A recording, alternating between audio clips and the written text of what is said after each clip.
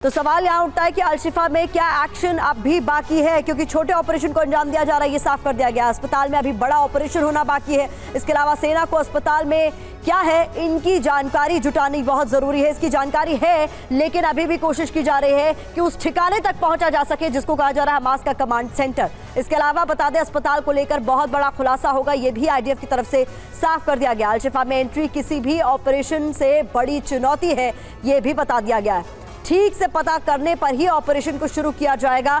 ये ऑपरेशन शुरू किया गया है पूरी जानकारी के बाद। वहां क्या है और कहां है, पहले इसकी जानकारी ली और उसके बाद ही ऑपरेशन को अंजाम देना शुरू किया गया। रंतीसी में भी पूरी तसल्ली के बाद ही छापेमारी की गई थी, ये बात साफ कर दी गई है। संजय कुलकर्णी सर, बहुत महत्वपूर्ण जानकारी यहाँ पर आईडीएफ की तरफ से साझा की गई है कि एक अस्पताल को हमास ने अपना कमांड सेंटर बना रखा, और ये एक नहीं कई अस्पतालों की एक ही कहानी है, जहाँ पर हमास आम मरीजों के बीच, जिन लोगों का वहां इलाज चल रहा है या जो लोग शरण लिए हैं उनके बीच अपना कमांड सेंटर बनाए हुए हैं, ताकि अगर आईडीएफ की तरफ से किसी भी ऑपरेशन को अंजाम दिया जाता है तो ये कहेगा कि वॉर क्राइम किया जा रहा है।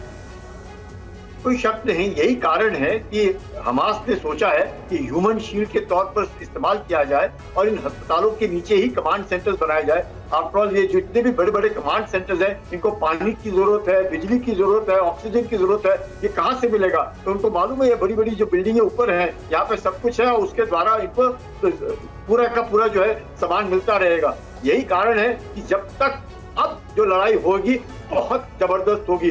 कितना भी आईडीएफ खुद मानती है कि सिर्फ 10-24 बटालियन में से 10 बटालियन जो है उनका खात्मा अगर आईडीएफ कहती भी है कि उन्होंने किया है, तो भी 14 बटालियन है।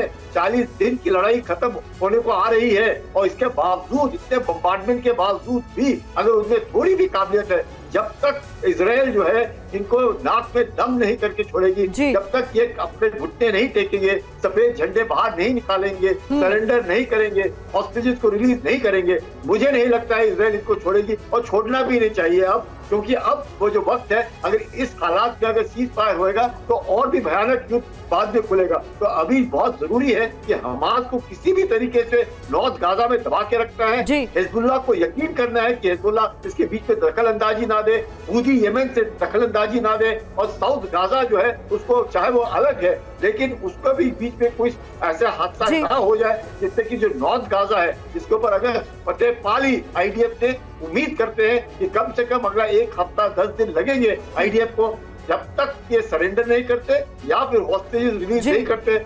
मुझे नहीं लगता है कि आईडीएफ कभी भी मानेगा, क्योंकि वहां से जो लोग हैं वो तो पलायन पहले ही कर चुके हैं, जो बच्चे हैं वही रह गए हैं, और अस्पतालों के बीच में भी फायरिंग हो रही है। यानी कि उनका जो आईडीएफ का कहना है कि वहां पे कमांड सेंटर है, इसमें कोई शक नहीं, क्योंकि फायरिंग कौन करता है अस्पताल में? तो किसी के पास बंदूकें नहीं होती हैं। अगर बंदूकें चल रही हैं, यानी कि लड़ाई जो है बाकी बहुत खतरनाक, और इसको अपने लिए बड़ी चुनौती भी आईडीएफ की तरफ से बार बार कहा जा रहा है कि इस अस्पताल में घुसना रंतीसी अस्पताल में घुसने के बराबर ही चुनौतीपूर्ण भी था। इस बीच आपको बता दें, अल-शिफा में आईडीएफ को बड़ी कामयाबी मिली है, ऐसी खबर सामने आ रही है, जहां हमास के 5 लड़ाकों को ढेर कर दिया गया। अस्पताल में हमास के ठिकाने मिले हैं। आईडीएफ ने यह भी बताया है मेडिकल टीम से कोई झड़प नहीं हुई है आईडीएफ की। मरीज और विजिटर्स भी सुरक्षित बताए जा रहे हैं आईडीएफ द्वारा।